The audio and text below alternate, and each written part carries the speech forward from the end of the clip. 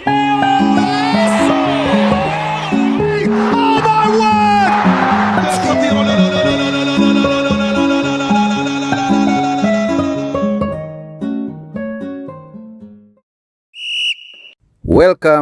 to my channel.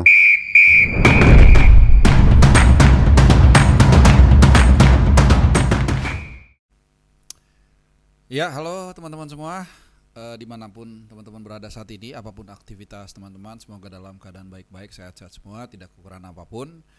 Walaupun saat ini tim nasional kita masih ada yang kurang, karena saat ini kita tidak punya tim kepelatihan yang tentunya akan memonitor dan memimpin persiapan tim nasional kita dalam menyambut beberapa event yang akan segera hadir. Walaupun terkesan masih lama, AFF itu sekitar bulan Juli, tengah tahun depan, dan juga Piala Asia itu tahun 2027, tapi 2027 awal, jadi hanya 1 tahun 3 bulan sebenarnya. Jadi ini agak kayak fata morgana. Tentunya kita juga tidak sabar menunggu calon nahkoda baru Garuda. Kita setengah memburu pawang Garuda supaya bisa jinak tapi juga bisa galak ketika menghadapi tim lawan. Ya ini tentunya pasca pemecatan rombongan Belanda ya, Patrick Kluivert dan lain-lain. Jadi atas mutual concern, kesepakatan bersama antara tim kepelatihan Patrick Kluivert dan PSSI itu sepakat bercerai atau berpisah.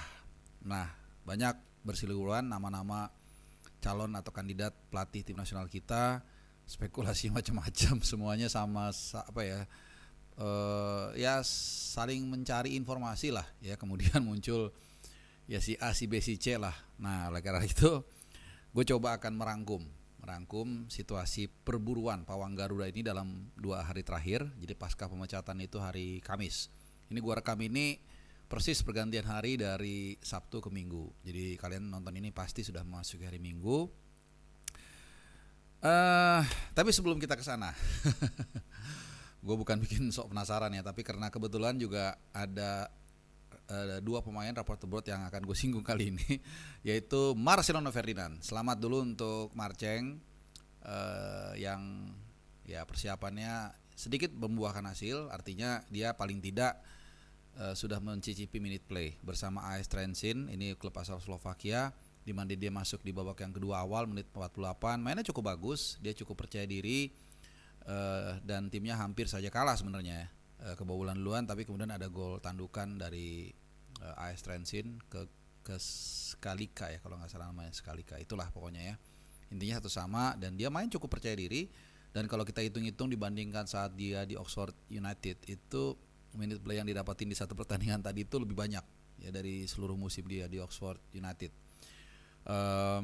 Mudah-mudahan dia bisa lebih banyak dapat minute play, PD, dan jangan lupa naikin massa otot ya, supaya lebih bisa adu badan, karena salah satu mungkin tantangan dan kelemahan dari Marcelino Ferdinand ini kan soal body balance-nya nih. Kita masih ingat tahun lalu di Qatar dia mental-mental ya, tabrakan dengan para pemain Uzbekistan. Dan satu lagi Zaitsev yang salah satu idola gue juga di tim nasional, yang kembali menyumbangkan 1 poin dari penampilannya menghadapi Lecce. Ini penampilan atau permainan away ya, dan membuat saat ini ada di papan tengah atas lah, Sassuolo peringkat 8, walaupun nanti masih bisa berubah.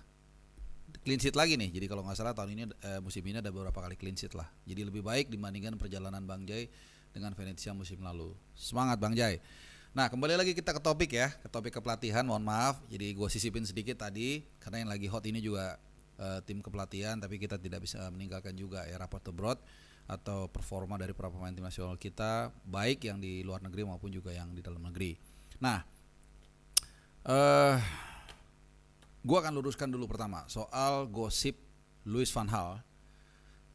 Ini pelatih yang dulu pasca pemecatan Sintayong ini sempat mengapung namanya, kemudian tenggelam, dan akhirnya anak didiknya yaitu Patrick Kluivert yang ditunjuk. Nah, setelah bubar jalan pasca 8 bulan ya membesut tim nasional Indonesia, nama yang bersangkutan ini kembali mencuat. Diawali dari sebuah ciutan dari seorang jurnalis atau apa, gue nggak ngerti lah, pokoknya ciutan di Eropa dan kemudian ini menyebar kemana-mana. Nah, kenapa gua nggak langsung angkat? Kalau kalian perhatikan di IG gua itu nggak ada postingan soal Louis van Gaal karena gua cross check 2-3 kali itu belum ada informasi yang firm soal ini. Jadi gua nggak yakin juga atau belum berani lah gitu. Orang pun ya hanya ngutip-ngutip aja kan, dari ada yang di sini kutip-kutip, akhirnya jadi nggak jelas nih awalnya seperti apa. Nah kemudian di beberapa televisi juga saat ditanyakan masalah ini, gua nggak bisa jawab juga secara clear karena belum firm lah seperti itu ya. Tapi tanpa gua dapat konfirmasi pun kelihatannya gua nggak yakin Louis van Gaal akan membesut tim nasional Indonesia. Ada beberapa alasan yang gua kemukakan. Walaupun bisa aja salah ya, ini disclaimer dulu. Jadi pertama dari segi usia dia itu sudah kalau nggak salah 74-75, sudah cukup tua lah. Walaupun ini gampang atau bisa aja dibantah, itu di advokat sudah 78 ya, perbedaan. Lihat dulu yang dilatih apa. Di advokat itu ngelatih tim Curaçao ya. Sementara Indonesia ini 4.000 kali luas Curaçao, itu yang pertama. Ya, yang kedua faktor kesehatan. Louis van Gaal itu baru saja menjalani operasi prostat atau apalah gitu ya, sehingga kondisinya berbeda dengan Dika Advokat yang ya gue nggak tahu ya, gue sih nggak dengar dia ada penyakit. Mudah-mudahan sehat Dika Advokat. Dan yang ketiga, Dika Advokat ini dalam sequence yang terus melatih, jadi shape-nya itu pasti beda. Sama seperti orang yang udah biasa bawa mobil sama yang udah lama nggak bawa mobil, pasti kagok kan. Yang udah lama nggak bawa mobil, misalnya udah 3 tahun disuruh bawa mobil, pasti agak kagok. Nah, seperti itulah situasi Louis van Gaal dibandingkan Dika Advokat. Jadi udah soal usia, soal kemudian juga kesehatan, lalu kemudian kekiniannya soal kepelatihan juga menjadi tanda tanya karena dia sudah 3 tahunan lah vakum gitu. Jadi dari faktor-faktor ini, gue tidak melihat Louis van Gaal akan ke Indonesia ya. Apalagi dari segi pengalaman, yang keempat gue lupa, Dika Advokat ini kan pengalamannya luas. Lebih luas daripada Van Gaal, jauh banget. Dari segi melatih tim atau klub dan timnas, Dika Advokat lebih variatif ya. Selain negaranya sendiri, dia juga melatih beberapa negara lain dan di luar benua Eropa bahkan. Sementara Van Gaal kan hanya Belanda ya, walaupun comeback ya 2014 kalau nggak salah dia, dan 2022 lagi. Jadi beda nih spektrumnya gitu. Makanya nggak bisa disamakan. Intinya gue nggak terlalu yakin lah, bahkan sangat tidak yakin Louis van Gaal akan membesut tim nasional Indonesia dengan segala atributnya gitu loh. Apalagi membayangkan Van Gaal tinggal di Indonesia, di Jakarta, sementara seumur hidupnya dia kan hanya melatih kalau nggak salah Ajax, MU, Munchen, tim nasional Belanda, kurang lebih seperti itu yang gue tahu ya. Jadi ya mindsetnya udah di Eropa aja gitu. Itu biasanya umur segitu disuruh merantau ke Indonesia tuh, bayangan gua ya, mungkin gua salah, itu agak susah gitu loh. Apalagi dia mesti nanti ke Parepare misalnya, ke Samarinda, ke mana lagi, ke Lampung, kemana lagi, ke Jakarta, ke Surabaya dan lain-lain lah gitu, banyak ya, nggak kebayang ya. Walaupun ya nggak selalu juga dia nggak harus safari ya, tapi kan pasti ada sekali dua kali. Kemudian harus ke Amerika mungkin lihat PAES, atau at least ke Eropa, ke Thailand ya, agak susah membayangkannya ya, itu menurut gua. Nah tapi kemudian gua dapat konfirmasi dari orang yang cukup dekat lah dengan lingkungan di Belanda, dari tim kepelatihan yang sebelumnya, dan intinya orang tersebut mengatakan itu hanya rumor gitu. Jadi tidak ada konfirmasi resmi soal penunjukan Van Gaal atau katakanlah konfirmasi Van Gaal akan jadi pelatih timnas Indonesia. Ini informasi dari yang gue terima dan dari analisa yang tadi udah gue jelaskan di awal gitu loh. But I might be wrong. Ya kita tunggu aja dalam 1-2 hari ini apakah memang benar ya. Katanya Senin mau dilangsungkan konferensi pers. Apakah benar dan apakah ini ada hubungannya dengan melatih Indonesia, gue nggak tahu. Mungkin aja benar, tapi ya dari informasi yang gue gali dan dari analisa gue kelihatannya sih enggak ya. Nah, oleh karena itu sebelum itu dipastikan, tentu kita menarik untuk diskusi soal siapa sih nih kandidat yang katakanlah Louis van Gaal kita singkirkan dulu nih ya. Kira-kira siapa nih yang pantas, yang bisa untuk menggantikan Kluivert. Nah, sebelum kita lanjut ke kandidat pelatih tim nasional kita, sebelum kita ngayal-ngayal dulu wah gua ada kan macam-macam ya, mau Van Hal lah, bukan Van Hal, mau Erik ten Hag lah, mau siapa lagi, Mourinho lah, mau Zidane lah, macam-macam. Yang pertama kita terapkan dulu kriterianya. Ini penting karena sama seperti mau makan atau kalau kita mau beli barang kan kita lihat kantong kita dulu ya. Itu kan logika paling mendasar dan ini sering sekali gue utarakan di berbagai kesempatan.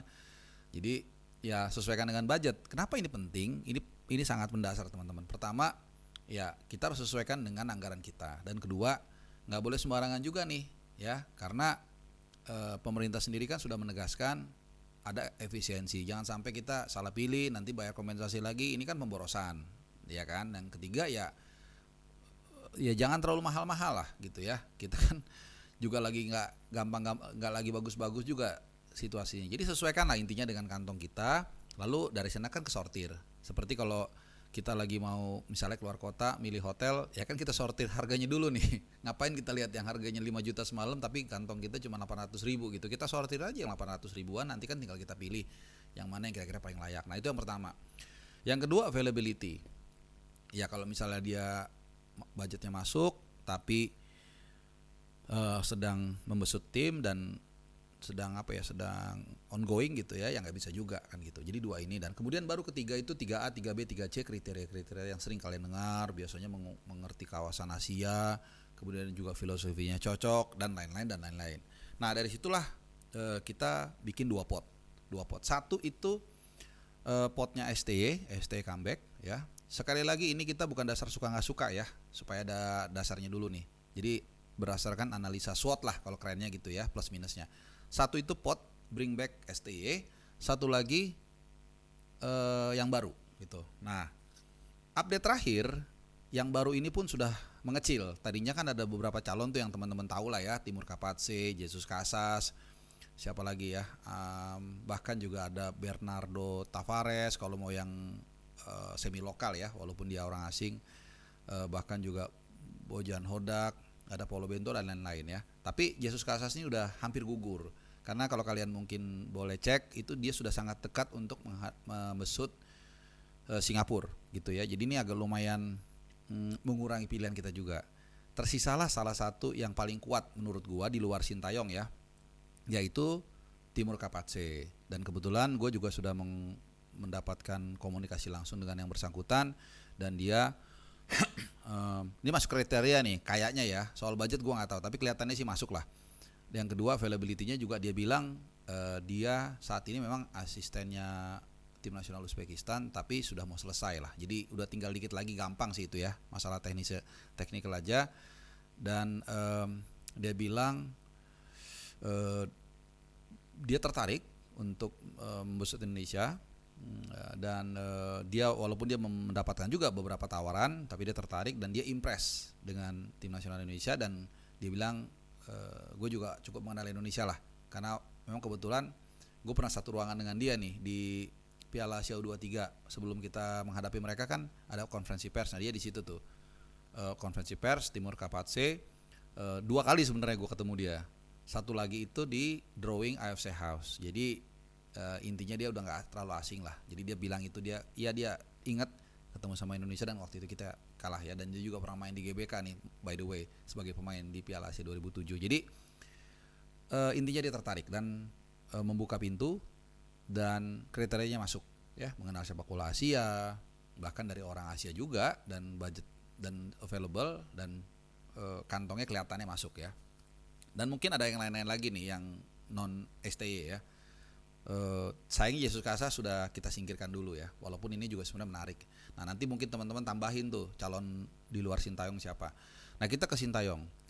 Menurut gua pribadi ya, ini bukan suka nggak suka, tapi nanti akan gue jelaskan. Menurut gua dia adalah salah satu kandidat yang sebenarnya paling masuk kriterianya dari yang kita sebutkan tadi. Pertama soal logistik. Logistik ini teman-teman, definitely kita tidak perlu mengeluarkan duit pun kalau kita meng-hire dia kembali. Kenapa? Karena selama ini pun gajinya dicicil.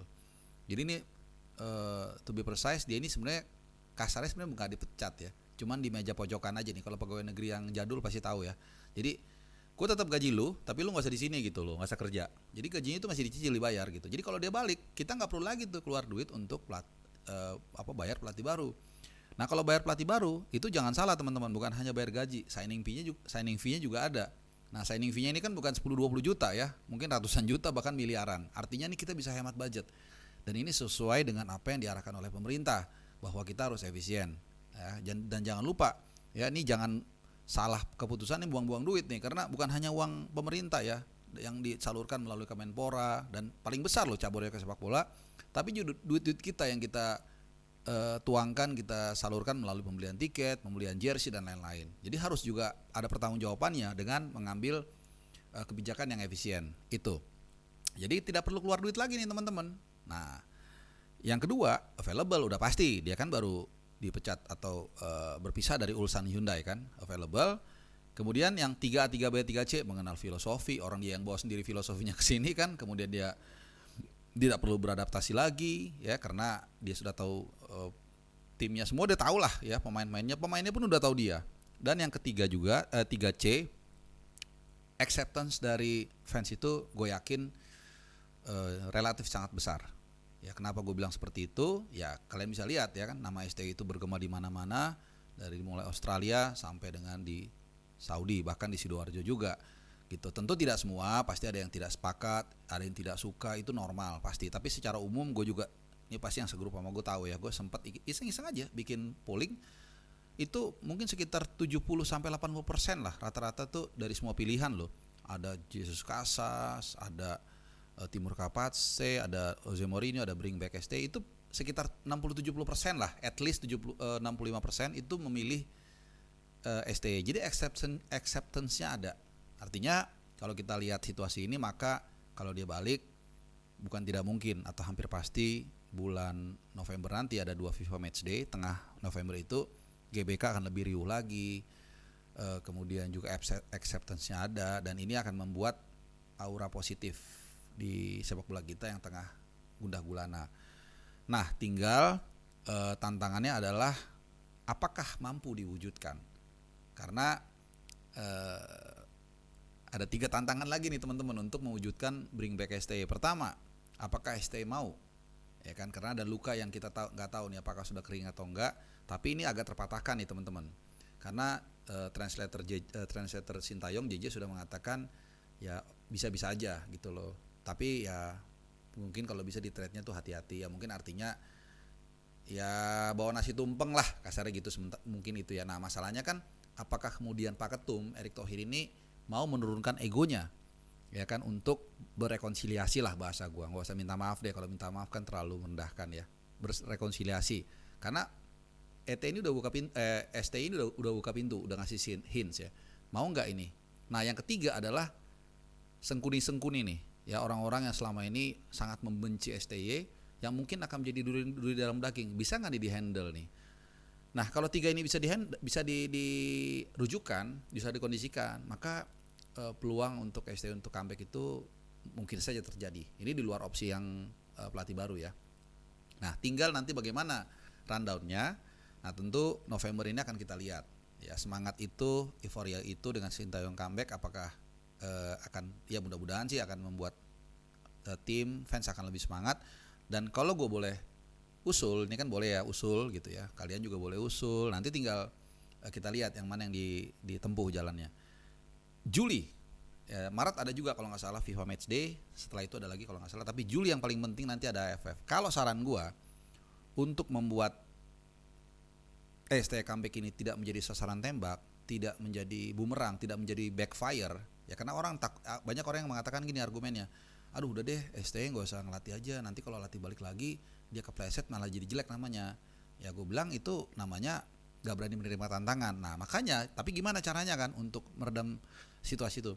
Bulan Juli kalau menurut gue, turunkan pemain terbaik ya, ya semua ya, dan bereskan itu semua tim-tim di Asia Tenggara, Thailand, Vietnam, Malaysia, dan pastikan kita mendapatkan gelar AFF untuk paling tidak ada dasar dari pencapaian ini. Kan selama ini kalau yang gak suka kan selalu mengatakan ya mana gelarnya, AFF aja nggak bisa. Nah begitu ada AFF, sasaran tembak dia kan akan lebih tinggi nih, pasti akan dinuntut.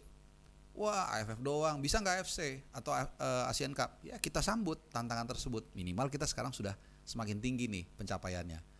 Dan gua rasa kalau kita bisa mewujudkan situasi itu ya, dan gue yakin dengan pemain-pemain terbaik kita, kalian juga pasti tahu lah. Gua rasa kita bisa mengunci gelar AFF, sangat bisa, dan moral akan naik, dan kita akan sambut Piala Asia 2027, awal 2027 tentunya ya, dengan moral yang sangat tinggi. Tentu untuk menjuarai Piala Asia itu tidak mudah, tapi paling tidak dengan modal situasi ruang ganti yang lebih kondusif diharapkan seperti itu, dan juga dengan piala yang akhirnya bisa kita rebut AFF yang sudah kita tunggu dari tahun 96, ini modal yang sangat penting untuk kita bisa melangkah lebih jauh lagi dibandingkan edisi sebelumnya, di mana kita hanya berhasil lolos ke fase grup sebelum dihajar oleh Australia dengan skor 4-0 kalau nggak salah ya.